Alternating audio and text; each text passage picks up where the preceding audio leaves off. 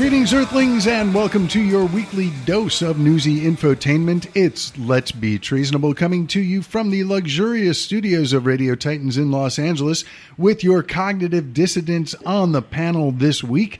Back in the studio, comedian, actor, and juggler of words and objects, Mr. Jim Coughlin. Hello. Thank you for being here, Jim. As always, comedian, scholar, and the black voice of reason, Mr. Tymon Shipp. Power to the people. It is good to be here with my fellow bros on here, and cats out there, too. Indeed, joining us by phone from Atlanta, comedian, world traveler, and economist, Kat Alvarado. Welcome, Kat. Hello, you guys. Hello, happy to be here. Excellent. Hope the weather in Atlanta is as lovely as it is in Los Angeles on this fine morning. One thing, it absolutely is. Awesome. Before we get into things, so many things happen in the news. The news cycle is so crazy, and it happens that so many Saturdays after we finish recording this show, I check the news and 5 new things have happened. So I just want to open with the semi-breaking news that the Trump Tower, currently under construction in Baku, Azerbaijan, is on fire. Are you kidding me? Yeah, no, it's I guess a common trait for Trump Towers around the world. There was one in New York a few weeks ago that the Yes. penthouse apartment, or the apartment, was engorged in flames. We found out about that right after we got off the air.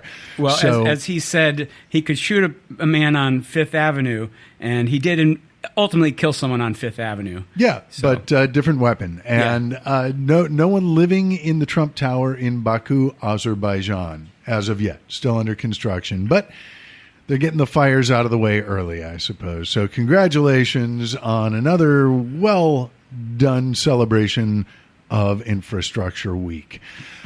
So Kat is joining us, and Kat, you have frequently on the show offered the Latina perspective, which is because your family is from Nicaragua and things are a little crazy down there. I had mentioned this to Tymon, and he's like, I didn't see that in my news feed, and that's part of the issue.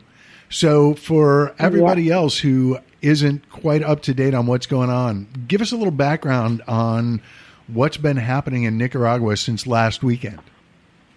All right. So it started with a Social Security policy change that occurred, I believe, April 19th or April 18th.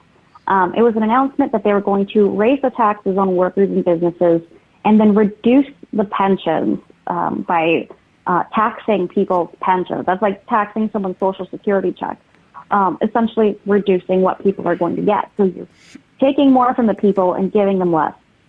And so a lot of elderly people started protesting, and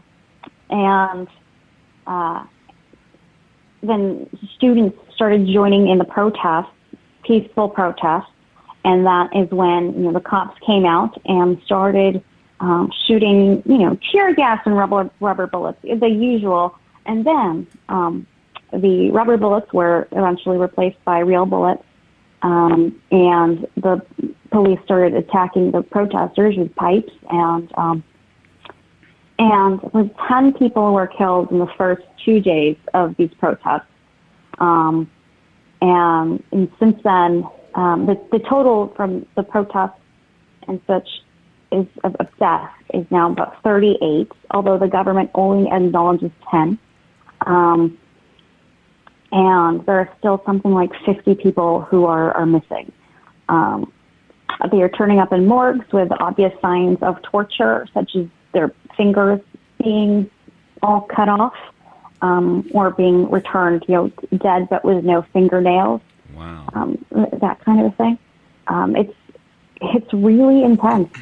And this is not actually about the Social Security. So that was just kind of a tipping point. What's important to know more about is the context in the country. Daniel Ortega was elected democratically a few terms ago, and people were really excited about it. when it happened, because he ran on a very populist platform, like a Bernie Sanders, talking about the corruption and how he could be doing better. He wanted to help the people. People were very excited. But once he was in, he did do some good things. But then he also kind of started rigging in local elections so that the Congress would be all of his party. And when there were enough people, he changed the Constitution to make it so that he could have indefinite terms. And slowly, he became more and more corrupt. There were these trees in Capitol, these big, tall tree sculptures. They call them the trees of life in Managua. And one thing I heard from an uncle, it's unconfirmed. I don't know this for a fact, but one thing is that supposedly the person who owns the electricity, the utility, is like the vice president's brother-in-law, and the people who they had build the trees themselves are also some of their friends. So that's just an example of how they're kind of under the table stealing from the people, and the people know about this. Everybody's aware, and they just hadn't done anything about it yet. But then the gas prices started going up. They used to be $1. Venezuela gave them gas, and now they're about $4 or $5, which is a lot in a country where people maybe make $100 a month if they're lucky as income. So it's been a tough situation, and I think this Social Security policy was the straw that broke the camel's back, and people want democracy. Now they want democracy back, and it was very,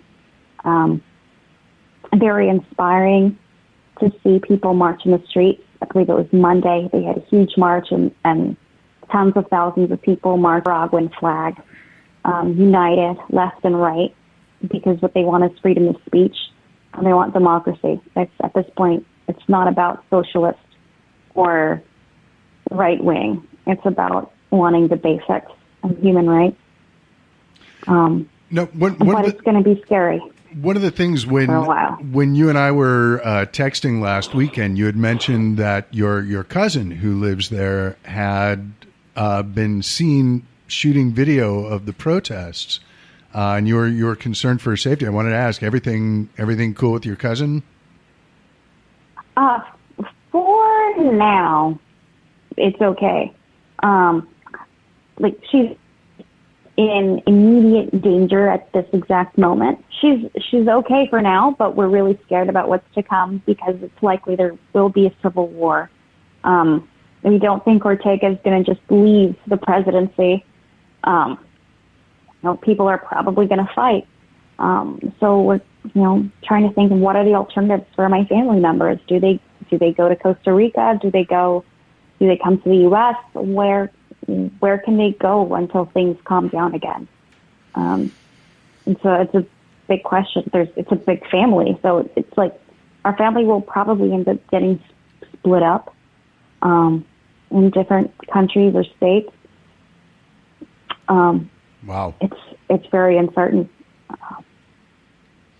Yikes! So because we try and be proactive, what can people do here? I think from our standpoint, I think talking about it here on the show, but I think people need to reach out to the media and ask why this story isn't being covered. Well, that was when you and I were talking about this last Saturday. I thought, journalists are getting shot in the streets by government troops. So this is the kind of thing that maybe we'll see on the Sunday morning chat shows. Hello, and I watched Meet the Press. Wow, that was an auspicious place to drop. It was all Trump. Kind of creepy, which is kind of frightening. So, Kat, your thoughts on what people can do to help or raise awareness? Absolutely, and I think it's really important to try to raise awareness in our social circles about this, because the people of Nicaragua can't publicly share things. A lot of them are sharing on Twitter, and if you want to follow #SOS Nicaragua, that'll take you to a lot of people's posts, and you can kind of see what's happening out there. Some of the posts are going to be graphic, so disclaimer there. I would encourage you to share them. Share everything that you can about this. Get it out there. My family can't post about it because they're scared. They don't have freedom of the press down there. So it's scary, and their voices can't be heard as much. So if you can, you just tell your friends about it. Nicaraguan people up here in the States, some of them are sharing, but some of them are also scared to talk about it on social media because they want to be able to go back and visit their families. Right. So they can't. We kind of need other people to be our voices. So, Kat, I was going to say that, it's amazing how these guys, you got Daniel Ortega, he gets in power, and then all of a sudden, things change to the point that, the country stops moving forward and everybody's into corruption. Everybody starts, kind of like the way Venezuela ended up, but it seems like Nicaragua is getting to the point when you start talking about cutting people's Social Security, and after they built it up, and then, I wonder who was, what was the reason, or who was, that they think that the people were going to stand by and allow them to cut their Social Security after they've worked so hard to build it up? Well, the reason is that they have guns and the people don't. At the end of the day, it's force. We're the government, and you're just the people, and we can do whatever we want to you. Yeah. It's abuse of power. It's like a generation of just awful, fake. We'll call them fake Marxists. Right. To be friendly to people on the left. There are people who use Marxism like abusive priests use religion to prey on people, to give them hope of something better, only to manipulate them and then violate them, violate their rights. I suppose that's one of the ways America is so great. We cut out that whole middle process and just elected a horrible, horrible man. Oh, yeah. So congratulations, America. Yeah, well, at least he's kind of dumb. And we have a lot of balance of power. So I'd like to think we'd have to go a really long way before Trump could do anything like what Ortega would do. At least I hope. I hope there's enough, to stop that. But one thing I want to bring up is Bernie Sanders. And this is, you guys might not like it. A lot of your listeners might not like what I'm about to say, but it really bothers me that he calls a city in Nicaragua a sister city to one of the cities in Vermont. He reached out to Bernie Sanders reached out to Daniel Ortega, and they were buddies. They were buddy. And even in one of the debates, a moderator asked him, would you renounce Daniel Ortega and those other guys? And he said no. But this was 2 years ago, right, in the debate. And he hasn't so much as tweeted, at least the last time I checked, he hasn't so much as tweeted about Nicaragua, to say my heart goes out to the people, or I was wrong about Daniel Ortega. He's been pretty much silent. And to me, that speaks volumes about who he is. He'll say what he has to say to get votes, and he'll appeal to the groups he has to appeal to. But if you're a tiny minority like Nicaraguan people or Cuban people, our voices, our history, the deaths in our families don't matter to him. I'm getting emotional, but it's true, and it means so much. It would mean so much if he would renounce Daniel Ortega and renounce Che Guevara and renounce Fidel Castro, because they're not good guys. Yeah. They terrorize their people. Well, I think that's... And people need to know that. They don't know. They celebrated when Fidel Castro... No, I celebrated when Fidel Castro died. But we have leftist people who are so ignorant about his evil act that they said, what a sad day, Fidel Castro is dead. It's not a sad day. It was the day an evil, evil man who killed people's relatives, uncles, aunts, grandparents.